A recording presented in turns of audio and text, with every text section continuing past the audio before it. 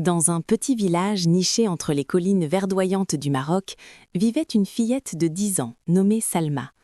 Elle avait de grands yeux curieux couleur noisette et une imagination débordante qui la faisait souvent rêver éveillée. Salma adorait écouter les histoires que lui racontait sa grand-mère Lalla Fatima, surtout celles qui parlaient de leurs ancêtres et des mystères du vieux cimetière qui surplombait le village. Un soir d'automne, alors que la lune brillait comme une pièce d'argent dans le ciel étoilé, Salma ne parvenait pas à trouver le sommeil. Par la fenêtre de sa chambre, elle apercevait le cimetière au loin, baigné dans une étrange lueur argentée. Quelque chose d'inhabituel attirait son regard. De petites lumières dansantes flottaient entre les vieilles pierres tombales, comme des lucioles géantes qui valseraient au rythme d'une musique silencieuse. Poussée par sa curiosité insatiable, Salma enfila sa djellaba chaude et se glissa hors de la maison sans faire de bruit. Le chemin qui menait au cimetière était bordé d'oliviers centenaires, dont les branches créaient des ombres mystérieuses sur le sol. Son cœur battait vite, mais ce n'était pas de la peur, c'était l'excitation de l'aventure qui l'attendait. Arrivée aux portes du cimetière, Salma s'arrêta un instant. Les lumières dansantes étaient plus visibles maintenant, elles tourbillonnaient gracieusement entre les tombes anciennes. Soudain, elle entendit une mélodie douce et envoûtante, comme le son d'un oud accompagné de tambourins lointains. La musique semblait provenir du cœur même du cimetière, là où se trouvait la plus vieille tombe du village, celle de l'arrière-arrière-grand-mère de Lalla Fatima. En s'approchant prudemment, Salma découvrit un spectacle extraordinaire qui lui coupa le souffle. Devant elle, translucides comme de la fumée éclairée par la lune, s'étenaient des dizaines de silhouettes lumineuses. C'étaient les fantômes de ses ancêtres, vêtus de leurs plus beaux habits traditionnels. Des cafetans brodés d'or, des turbans élégants, des bijoux anciens qui scintillaient d'une lumière irréelle. Et ils dansaient une danse traditionnelle magnifique, leurs mouvements fluides et gracieux racontant des histoires de joie, d'amour et de célébration. Une vieille dame fantôme aux yeux doux remarqua Salma. Elle lui sourit chaleureusement et lui fit signe d'approcher. Salma reconnut immédiatement son visage grâce aux vieilles photos que conservait sa grand-mère. C'était Lalla Zara, son arrière-arrière-grand-mère, celle qui était connue pour être la meilleure danseuse du village de son vivant. « N'aie pas peur, mon enfant », dit Lalla Zara d'une voix aussi douce qu'une brise d'été.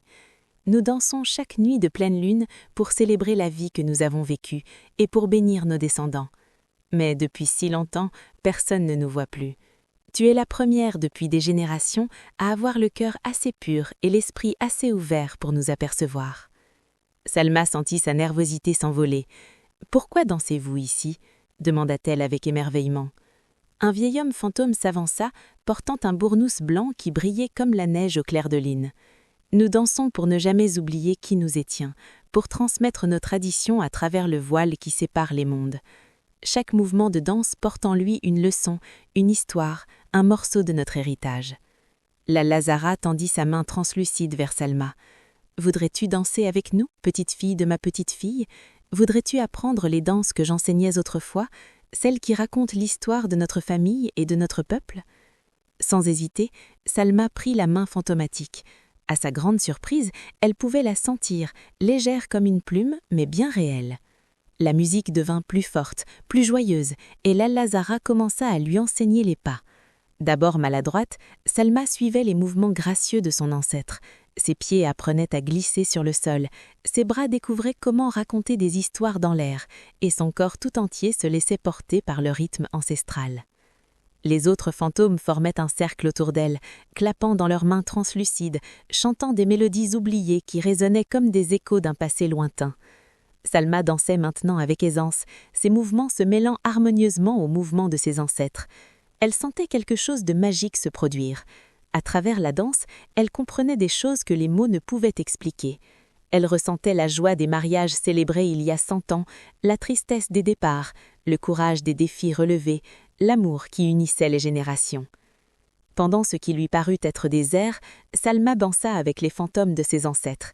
Chacun d'eux venait danser avec elle à tour de rôle, lui transmettant une partie de son histoire. Il y avait le grand-oncle Abdellah qui avait été forgeron et qui lui montra une danse puissante comme le marteau sur l'enclume. Il y avait la tante Aïcha qui avait été tisserante et dont les mouvements imitaient le va-et-vient du métier à tisser. Chaque danse était différente, chacune portait une mémoire précieuse. Puis, alors que la première lueur de l'aubé commençait à éclaircir l'horizon, la musique ralentit progressivement. Les fantômes se rassemblèrent une dernière fois autour de Salma. La Lazara posa doucement sa main sur la tête de la fillette. « Tu as été une élève merveilleuse, mon enfant. Maintenant, tu portes en toi nos danses, nos histoires, notre mémoire. Partage-les aux vivants. Apprends-les à tes amis, à ta famille. Ne laisse jamais mourir ces traditions. »« Mais reviendrai-je vous voir ?» demanda Salma, les larmes aux yeux, ne voulant pas que cette nuit magique se termine.